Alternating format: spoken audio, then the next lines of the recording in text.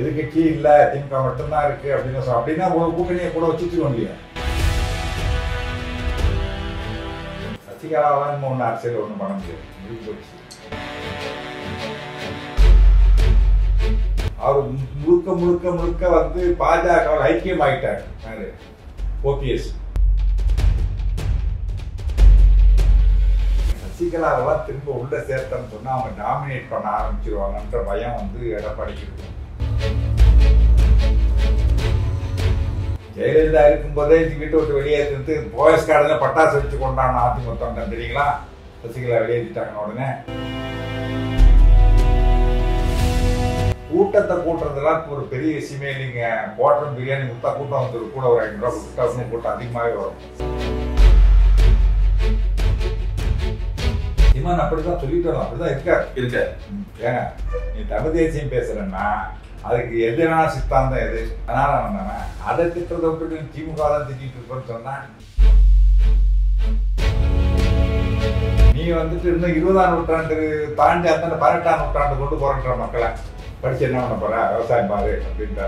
ஏன் உன் பிள்ளை கொண்டு 25 லட்சம் செலவு பண்ணி ஸ்கூல்ல படிக்கிற வருஷத்துக்கு 20 ரூபாய் ஃபீஸ் எது படிக்கிறீங்க? உன் பிள்ளை மட்டும் படிக்கணும், ஊரா பிள்ளைலாம் மாடு தெரியுமா?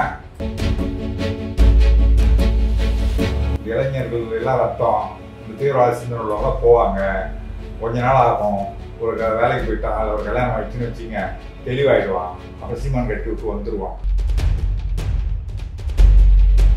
நான் தான் முடிவு எடுப்பேன், நான் எடுக்கிற முடிவு தான், இஷ்டம் தான் இருந்தால் வேலை செய்யணும் போடான்றாரு. இப்படி இல்லாம ஒரு தலைவர் பேசுறது.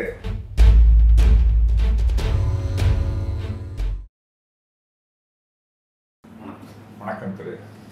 தமிழக அரசியல்ல பாத்தீங்கன்னா திமுக மட்டும்தான் ஓட்டப்பந்தயத்துல ஓடிட்டு இருக்கு. பின்னாடி அவரோட தொட்டத்துக்கான கட்சி எதுவுமே இல்லை. எப்படி வந்து குறைச்சி மதிப்பிட முடியாதுங்க. எதிர்கட்சியே இல்ல அப்படின்லாம் குறைச்சி மதிப்பிட முடியாது. நாடாளுமன்ற தேர்தலுக்கு முன்னாடி பாஜக ஒரு எதிர்கட்சியா செயல்பட்டு இருந்தது. இன்னைக்கு பாஜகவும் ஒரு குரல் எழுப்புறது இல்ல. அதிமுக முதல்ல இருந்தே அவங்களோட கட்சியை இலக்க பிடிக்கிறது மட்டும்தான் பயணிச்சிருக்காங்க, எதிர்கட்சியா பயணிக்கல. அவர்களுக்கு ஒரு பிரச்சனை இருந்துச்சு, இல்லைன்னு சொல்ல முடியாது. அதனால வந்து திமுக வந்து எதிர்கட்சியே இல்ல திமுக மட்டும்தான் இருக்கு அப்படின்னு அப்படின்னா கூட்டணியை கூட வச்சுட்டு இல்லையா? கூட்டணியை வச்சிருக்காங்க, எதிர்கட்சின்ற ஒரு அந்தஸ்துல யாருமே இல்லையே எதிர. நீங்க அப்படி அதிமுக ரொம்ப குறைச்சி மதிப்பிடுறீங்க. நீங்க எடப்பாடி பழனிசாமி பலம் இருக்கு, அதிமுக இன்னும் பலம் இருக்கு. அதிமுக இன்னும் பலம் இருக்கு. நீங்க முன்னாடி இருந்த பலம் அண்ணா இல்லாம இருக்கலாம் முடிய, ஆனா நாளைக்கு தேர்தல் வச்சோட ஒரு 50 தடவை நிச்சயமா ஜெயிக்கும். அதிமுக பலம் வாய்ந்தது இன்னும் இருக்குதுன்னு சொல்றீங்க. இன்னைக்கு சசிகலா அவர்கள் அவங்க வண்டி எடுத்திருக்காங்க சுற்றுப்பயணம் மேற்கொள்றதுக்கு. அப்போ பல விமர்சனங்களை மக்கள் முன்வைக்கிறாங்க. சசிகலா எடுத்துக்கிற வண்டி பஞ்சரான வண்டி, யாரையும் ஏத்திட்டு ஒண்ணாக்க முடியாது அப்படின்னு ஒரு குற்றச்சாட்டு இருக்கு. இதை எப்படி பாக்குறீங்க? அது உண்மைதான். சசிகலாவான் ஒண்ணு அரசியல் ஒண்ணும் பண்ண முடியாது, முடிஞ்சு போச்சு. இல்ல அவங்களோட முன்னெடுப்பு ஆரோக்கியமானது. அவங்க முன்னெடுப்பு ஆரோக்கியமானது. அதோட நோக்கம் என்னன்னு நீங்க சொல்ற அந்த பலம் வாய்ந்த அதிமுக வரணும்னா எல்லாருமே ஒன்றிணைஞ்சாதான் ஒரு திமுக ஒரு பெரிய கட்சியை எதிர்த்து போட்டியிட முடியும். ஆனா இப்ப இபிஎஸ் இருக்கிற நிலைமையில அது நடக்குமா, சாத்தியமா? இல்ல அதாவது ஒன்றிணையிறது பலம்னு சொல்லலாம். ஆனா இந்த கட்டு சொத்தை பெருச்சாலையை கட்டின மாதிரி இருந்துச்சுன்னா பலமா இருக்குமா? அது சொல்லுங்க. அதுதான் நினைக்கிறார் எடப்பாடி. ஓபிஎஸ் உள்ள சேர்த்தோம்னா நமக்கு கிடையாது அதிமுக பலம். ஏன்னா அவர் வந்து அவர் முழுக்க முழுக்க முழுக்க வந்து பாஜக ஐக்கியம் ஆயிட்டார். ஓபிஎஸ் பிஜேபி தான் அவரை வழி நடத்துது. அவர் என்ன சொல்றாலும் கேட்கற மாதிரி ஆயிப்போச்சு. இதுக்கு முன்னாடி இபிஎஸ் பாஜக இருந்தாரு. ஆனாலும் போன 19 தேர்தலில் 5 சீட்டில் முடிச்சிட்டாருல்ல பிஜேபியை. சட்டசபை தேர்தலில் 23 சீட்டு 20 சீட்டை கொடுத்து முடிச்சிட்டாருல்ல. நான் 60 சீட்டு கேட்டாங்க, 40 சீட்டு கொடுக்கலாம். ஓபிஎஸ் அதிமுகவை பேசுவாரா பிஜேபிக்காக பேசுவாரா? இதெல்லாம் சேர்த்தா கைட்டு விட்டாரு. இவரை வச்சுட்டு எந்த முடிவும் எடுக்க முடியாது. ஒற்றை தலைமைன்ற கோரிக்கை வந்ததே காரணம் அதுதான். அதனால வந்துட்டு கொஞ்ச நாள் பார்ப்பாங்க. ஓபிஎஸ் வந்து தேராது, இவரை நம்பி பின்னால் போய் வேஸ்ட்டுன்னா எல்லாம் இங்கே வந்துடுவாங்க. ஏற்கனவே எவ்வளோ பேர் நாங்கள் ஓபிஎஸ் கூட செம்மலை இருந்தார், கேபி முன்சாமி இருந்தார், மாப்பா பாண்டியராஜன் இருந்தார், அத்தனை பேர் அங்கே போயிட்டாங்கல்ல. இல்லை நீங்கள் முன்னாடி ஒரு கருத்தை முன்வைக்கிறீங்க. ஆனால் அரசியல் விமர்சகர்கள் இன்னொரு பக்கமும் பார்க்குறாங்க. இபிஎஸ்ஐ தடுத்து விட்டு ஓபிஎஸ், சசிகலா, தினகரன், வேலுமணி, தங்கமணி உங்களாம் ஒன்றிணைஞ்சு ஒரு கட்சியா ஒரு அதிமுகவா உருவெடுப்பாங்க அப்படின்ற ஒரு எனக்கு என்னமோ அதுக்கான வாய்ப்புலாம் இருக்குன்னு தெரியலீங்க. சசிகலாவெல்லாம் திரும்ப உள்ள சேர்த்தோம்னு சொன்னா அவங்க டாமினேட் பண்ண ஆரம்பிச்சிருவாங்கன்ற பயம் வந்து எடப்பாடிக்கு இருக்கும். எடப்பாடி தெளிவு நின்று என்ன வேணா பேசிட்டு இருக்கலாம், நீ யாருன்னு கேட்கலாம். ஆனா அதே சசிகலா முன்னாடி போயிட்டா அவர் அந்த அளவுக்கு துணிச்சலா பேசுவாரா? அதுதான் சந்தேகம். சில பேர் இந்த சசிகலா தெளிவா குறிப்பிடுறாங்க, எனக்கு எந்த பதவி வேண்டாம், அதிமுக சொல்லுவாங்க. அப்புறம் எதுக்கு அவங்களுக்கு என்ன இது, நீங்க நான் விளையிட்டேன்னு சொல்லுங்க, தலைவர் கட்சியே உடையக்கூடாது. நான் என்ன சொல்றேன், இந்த ஜானகி அம்மா சொன்னாங்கல்ல, நான் விலகிடுறேன், எல்லாம் ஒன்னா இருங்க, அவங்களே இருக்கட்டும்னு. இவங்க பொதுச் செயலாளர் ஏன் போட்டுக்கிறாங்க? அப்புறம் நான் அரசியல் விட்டு விலகிட்டாங்க, எனக்கு அரசியல் சம்மந்தம் இல்லை, என் கூட இருக்கிறவங்க எல்லாம் போயிட்டு யூபிஎஸ் கூட உங்களுக்கு இல்லை, எந்த தலைவர் முக்கியமோ அதிமுக போய் சேர்ந்துக்குங்க, நான் அரசியலுக்கு எனக்கு எந்த சம்மந்தமும் இல்லை, நான் பொதுச் செயலாளர் கிடையாது சொல்லிட்டு நானா ஒருங்கிணைக்கிற முயற்சியில் வேணா எடுக்கிறேன் அப்படின்னு சொல்லிட்டுமே பொதுச் செயலாளர் ஏன் போட்டுக்கிறாங்க? எந்த பதவியும் வேண்டாம்னு சொல்லிட்டு அவ பொய் தானே அது, பதவி வேண்டாம்னு சொல்லி சொல்றது. அப்போ அவங்க ஒருங்கிணைக்கிறது வந்து அவங்களோட பதவியாக மட்டும்தானா? ஆமா, ஒருங்கிணைத்து தான் கட்சியை கைப்பற்றணுங்கிறதுக்கு தான், அதுதான் பண்ணுவாங்க ஒருங்கிணைச்ச பிறகு. அதுக்கு தான் எடப்பாடி இப்போ விடக்கூடாதுன்றாரு. ஏங்க பொதுச் செயலர் போடுறீங்க? உங்களுக்கு தான் பதவி ஆசை வேணான்றீங்கல்ல. பொதுச் செயலர் வேற ஒருத்தர் இருக்காரு, பொதுக்குள்ள 2000 பேர் சேர்ந்து தேர்ந்தெடுத்துருக்கான், உங்களை யார் தேர்ந்தெடுத்து முடிஞ்சு போச்சு எல்லாமும். அதுக்கப்புறம் ஒருங்கிணைப்பாளர்னு வந்துச்சு, ஒரு இணை ஒருங்கிணைப்பா வந்துச்சு, அப்புறம் பொதுச் செயலர் திரும்ப ஆகி போச்சு. நீங்க அப்புறம் இன்னும் பொதுச் செயலர் போட்டுட்டு இருக்கீங்க, கோர்ட்டு கேஸ்ன்னு போட்டுட்டு இருக்கீங்க. அதிமுக பொதுச் செயலர் சசிகலா நீங்க எடுத்துக்கிறீங்களா? எத்தனை பேர் வருவாங்க கூட? வந்திருந்தா எப்ப ஜெயில விட்டு வந்தாங்களோ அன்னைக்கே அரசியலுக்கு எடுத்துடணும் கையில. நான் ஒதுங்கி இருக்கிறேன்னு சொல்லிட்டு இன்னைக்கு நான் வரேன் அப்படின்னா வேலைக்காரமா? சசிகலா தான் இந்த அரசியல் எடுப்படாது. ஜெயலலிதா இருக்கும்போதே வீட்டை விட்டு வெளியேற்றிட்டு போயஸ் கார்டுல பட்டாசு வச்சு கொண்டாங்க அதிமுக தொண்டன், தெரியுங்களா? சசிகலா வெளியேற்றிட்டாங்க உடனே ஜெயலலிதா இருக்கும்போதே. அவங்க சிறையில இருந்து வெளியேறும் போது பார்த்தோம், எவ்வளவு கூட்டத்தை பார்த்தோம், நீங்க பாத்துருப்பீங்கன்னு நினைக்கிறேன். பரப்பநாயக்க காலத்துல வெளியில வந்து அங்க இருந்து இங்க வரது 23 மணி நேரம் ஆச்சு. எங்க இருந்து பெங்களூர்ல இருந்து இங்க வரது 23 மணி நேரம். 5 மணி நேரத்துல வந்துடலாம், 6 மணி நேரத்துல வந்துடலாம். 23 மணி நேரம் ஆச்சு. அதெல்லாம் கூட்டிட்டு வந்த கூட்டம் தான், கூட்டின கூட்டம் தான். எம்ஜிஆர் ஆயிட முடியுமா? எல்லாரும் ஜெயில ஆயிட முடியுமா? ஜெயலலிதாவுக்கு அவ்வளோ ஆகலையே. இவங்க சும்மா வந்துட்டு பிலிம் காமிச்சிட்டு இருக்காங்க. அப்படி வந்து அந்த கூட்டம் இப்ப எங்க போச்சு? உண்மையா உங்களுக்கு அந்த கூட்டமா இருந்தா எங்க போச்சு? அந்த கூட்டம்லாம் இருக்கணுமா உங்க கூட? இல்லையே. இப்ப போனா வருதா? புரட்சி பயணம் புரண்டு போனாங்கல்ல, எவ்வளவு கூட்டம் வராங்க? கூட்டத்தை கூட்டுறதுலாம் இப்போ ஒரு பெரிய விஷயமே இல்லைங்க. குவாட்டரும் பிரியாணி முத்தா கூட்டம் வந்து கூட ஒரு 500 ரூபா கொடுத்துட்டா கூட்டம் அதிகமாகவே வரும். சரிங்க சார், என்னோட கடைசி கேள்வி, வருகின்ற சட்டமன்ற தேர்தலில் விஜயோட வருகை இருக்கு, எப்படி பாக்குறீங்க? அந்த அவரோட விஜயமா தனியாக அரசியல்ல எடுபடுமா? இல்ல, விஜய் வந்து தனியா தான் நிப்பார்னு நினைக்கிறேன். ஏன்னா தனக்கு என்ன பலன் இருக்குன்றது பலன் தெரியணும் முதல்ல. அதெல்லாம் எடுத்த உடனே கூட்டணி அதெல்லாம் போக மாட்டாருன்னு நினைக்கிறேன். என்ன பெருசாலாம் ஒன்றும் இல்ல, அவரோட கட்சி எந்த சித்தாந்த அடிப்படையில் பயணிக்க போகுதுன்னு இன்னும் யாருக்கும் தெரியல. அவர் கட்சியே பேர் தானே சொல்லியிருக்காரு, இன்னும் கட்சி தொடங்கல. இல்லை, பேர் சொன்ன பிறகுதான் கட்சி கொள்கையெல்லாம் என்ன சொல்றாரு சொல்றாருன்னு கேட்கணும். அவரு கட்சி கொள்கையை சொல்றாரா, ரஜினி மாதிரி ஒரு நிமிஷம் எனக்கு தலை சுற்றி பிடிச்சி சொல்ல போறாரா? அப்படிலாம் போக போதான்னு தெரியும். அரசியல் வந்து அவ்வளோ எளிது கிடையாது. நீங்க நினைச்ச உடனே இந்த விஜய் உடனே கட்சி ஆரம்பிச்சு நாளைக்கு சட்டசபை தேர்தல் நின்று முதல்வர் ஆகலாம் முடியாது.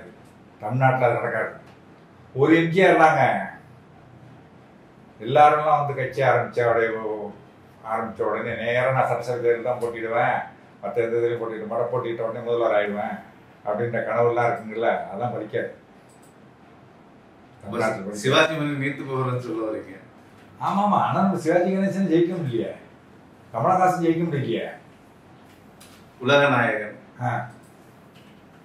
மிகப்பெரிய ரசிகர் கூட்டம் உண்டு இல்லை சிவாஜிக்கோ கமலஹாசனுக்கோ? அதை விட கூட்டம் அதிகமாக கூட இருக்கலாம் விஜய்க்கு. அதாவது நாராயணசாமி நாயுடுன்னு ஒருத்தர் விவசாய சங்க தலைவர் இருந்தார், தெரியுங்களா? சரியான கூட்டம். எங்க போனாலும் இந்திரா காந்தி அம்மையார் வந்து அவர் கோயம்புத்தூர்ல அவர் வீட்டுக்கு போய் பார்த்து ஆதரவு கேட்டாங்க. அவ்வளவு செல்வாக்கா இருந்தவர். அவர் உழவர் உழைப்பாளர் கட்சின்னு ஆரம்பிச்சாரு. முடிஞ்சு போச்சு கதை. ஏன்னா விவசாயிகள் வேறு கட்சியில இருந்தவங்க எல்லாம் ஒன்னா இருந்தாங்க விவசாய சங்கம்னு இருக்கும்போது. நீ தனி கட்சி அரசியல் கட்சி ஆரம்பிச்சுன்னா அவங்க கட்சிக்கு போயிட்டாங்க. விஜய் கட்சியில விஜய் ரசிகர்கள் எல்லா கட்சியும் இருக்காங்கல்ல, நீயே அரசியல் கட்சி ஆரம்பிச்சா அது ஒரு 50% அவங்க கட்சிக்கு போயிடுவாங்கல்ல. இந்த ரசிகர் கூட்டம் அப்படியே ஓட்டாகும்ன்றதும் சொல்ல முடியாது. இல்ல, இன்னொரு மத்தியில விஜய் வந்து பாஜக பி டீம் தான் சொல்றாங்க. அது உண்மை இருக்கலாம். ஏற்கனவே சீமான நம்ம அப்படிதான் சொல்லிட்டு வரோம். சீமான் அப்படிதான் சொல்லிட்டு வரோம், அப்படிதான் இருக்காரு. உனக்கு ஏங்க நீ தமிழ் தேசியம் பேசுறன்னா அதுக்கு எதிரான சித்தாந்தம் எது? சனாதனம் தானே. அதை திட்டத்தை விட்டு திமுக தான் திட்டிட்டு இருப்பேன்னு சொன்னா திராவிடமா தமிழுக்கு எதிரானதா? ஆரியம் தானே எதிரானது. அதெல்லாம் பேசணும். அதை விட்டு திராவிடத்தை திட்டிட்டு இருக்கிறேனே. அவர் இந்த 1000 ரூபாய் திட்டத்தை கூட எதுக்குறாரு பாருங்க, தமிழ் புதல் திட்டம். இல்ல அவரோட ஸ்டேட்மெண்ட் இப்பவே ஓட்டுக்கு காசு கொடுக்குறீங்க மாணவர்களுக்கு அப்படின்றாரு. என்ன பிரச்சனைன்னா கொஞ்சம் இந்த வேகமா பேசுறதை கேட்டு ஓரம் இல்லாம ஒரு பின்னால போறோம் பாருங்க. இந்த 1000 ரூபாய் கொடுத்து இதுக்காக திமுக பக்கம் போயிடுவோம்னு ஒரு பயம் இருக்கு. இளைஞர்கள் தானே 1000 வாங்க போறது, கல்லூரி மாணவர்கள். அந்த 1000 ரூபாய்க்கே திமுக பக்கம் போயிடுவாங்களோ நம்மள்கிட்ட இருக்கிறவங்களாம் அப்படின்ற பயம். அதுக்குதான் எதுக்கு 1000 ரூபாய் கொடுக்குறேன்ற. அது ஏங்க ஏதாவது நடக்கிற விஷயமா பேசுறாரு அவரு. உனக்கு படிப்பு இல்லையா, உள்ள பணத்தை கொடுத்து தமிழ்நாடு கூட சுத்திட்டு வா தம்பி, உனக்கு டூரிஸ்ட் கைடா போட்டு உனக்கு சம்பளம் கொடுத்துட்றேன். இதான் நடக்கிற விஷயமா. மோடி வேலையை மாதிரி அவரும் விளம்பரம் கொடுத்தாரு. நீ வந்துட்டு விவசாயம் பாரு, ஆடு மேய், இது பண்ணு. நீ கணினி படிச்சியா, நீ போ பண்ணையில் உட்காந்துக்கோ, எத்தனை மாடு சனியா இருக்கு, எத்தனை மாடு கண்ணு போட்டுருக்கு, எத்தனை மாடு எவ்வளோ பால் இருக்கு, அதை கணக்கு போடு. அதனால கொடுக்குறேன்னா எதுக்கு சாஃப்ட்வேர் இன்ஜினியர் கம்பெனி எதுக்கு?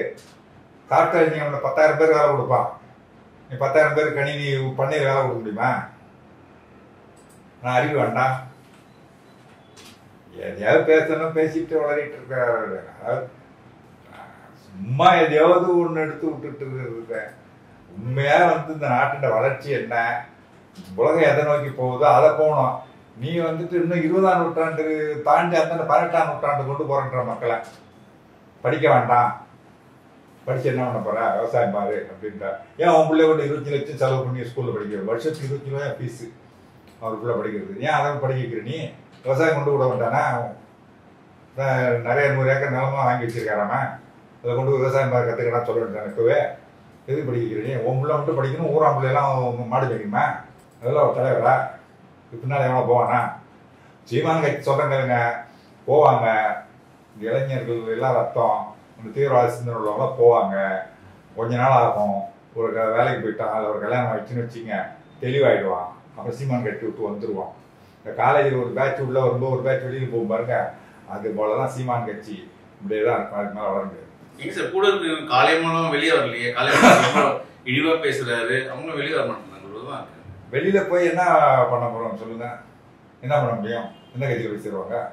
எல்லாரும் திட்டியாச்சு. தன்மானம் முக்கியம் இல்லையா? தன்மானம் முக்கியம் இல்லையா? தன்மானத்தை அவ்வளவு தன்மானம் உள்ளவர்களா இருக்காங்க எல்லாங்க சீமான் கட்சியில. நாம் தமிழ்ல யாரும் தன்மானம் இல்லாதவங்க தான் இருக்காங்களா? தம்பிகள் பாவம். ஆனா அந்த தம்பிகள்லாம் அவங்களெல்லாம் யாரும் நான் குறை சொல்ல மாட்டேன். ஏதோ புரியாம போயிட்டு பேச்சை கேட்டுட்டு நம்பி போயிட்டு நான் போறாங்களே வருத்த மொழி, அவங்கெல்லாம் பாவம். அதுல சில இந்த சாட்டை மொழி தான் நடந்துட்டுறாரு. ஏன் ஒரு பையன் ஏதோ போட்டு என்னங்க அவரை போய் வேட்பாளர் போடுறீங்க அப்படின்னா, டேய் நீ யாரா எனக்கு சொல்றது அப்படின்னு. உனக்கு இருந்தா யார் சொல்லி நான் கட்சி ஆரம்பிக்கல, நான் தான் முடிவு எடுப்பேன், நான் எடுக்கிற முடிவு தான், இஷ்டம் தான் இருந்தா வேலை செய்வனை போடான்றாரு. இப்படி இல்லாம ஒரு தலைவர் பேசுறது. கட்சி தொண்டனை வந்து ஒரு நல்ல தொண்டனை எடுக்க மாட்டாங்க, எந்த ஒரு தலைவரும் எடுக்க விரும்ப மாட்டாங்க. நீ என்ன பேசுறது? உனக்கு யாரா? எவனுக்கும் முடிவு எடுக்கிற அதிகாரம் எவனுக்கும் நான் கொடுக்கல, நான் தான் எல்லாம் அப்படின்னு பேசுறாரு. சில காலம் தலைவர் சொல்லி தான் நான் கட்சியை தொடங்கினேன்னு சொன்னாரு. இப்ப என்ன சொல்லி நான் கட்சி அண்ணன் சொல்லி நான் கட்சி தொடங்க நானா தொடங்கினேன்றாரு. மாத்தி மாத்தி இதை பேசிட்டு இருக்காரு. யார் சொல்லி தொடங்கினாருன்னு தெரியல அவருக்கு. பிஜேபி சொல்லி தொடங்கணும் வெளில சொல்ல முடியாது, அதுக்காக ஏதோ மாத்தி மாத்தி சொல்லிட்டு இருக்காரு. சரிங்க சார், மக்கள் ரொம்ப தெளிவா இருக்காங்க இந்த டிஜிட்டல் உலகத்துல.